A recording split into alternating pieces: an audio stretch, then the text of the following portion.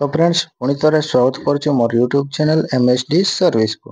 तो आज आम पाक गोटे मोबाइल आसी रेडमी रो 6 मोबाइल। तो आम मोबाइल रो बैटरीटा चेंज करवा। तो डेरी न करी चलते आम वीडियोटी स्टार्ट करवा।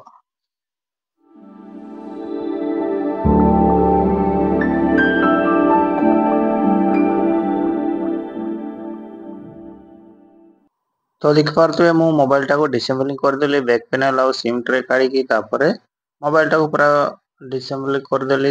देखो बैटरीटा काढ़ी देखिले बैटरी तो ठीक ठाक लगुच किंतु कस्टमर कहवा कथा से बैटरी चार्ज जगुनी माने ड्रेन होची। तो से बैटरी चेंज करवा पड़े। तो देखो बैक पैनल बैटरी आउ मोबाइल डिसेबल करी देली।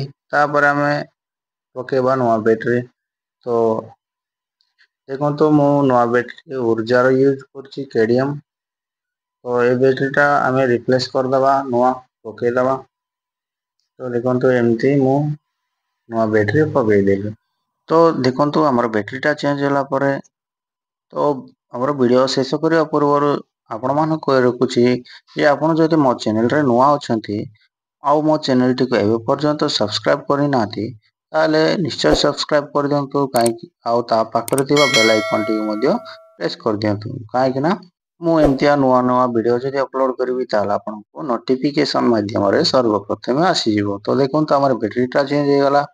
मोबाइल टा ऑन कर देखा केमती को प्रकार होची। तो देखो मोबाइल टा मध्य ऑन हो जाउची। तो ए वीडियोटी एतिकी मिसिबा एक नुआ वीडियो रे मु आ एक नुआ वीडियो रे Realme Narzo 30 डिस्प्ले चेंजिंग वीडियोटा करबी। तो थैंक यू फॉर वाचिंग।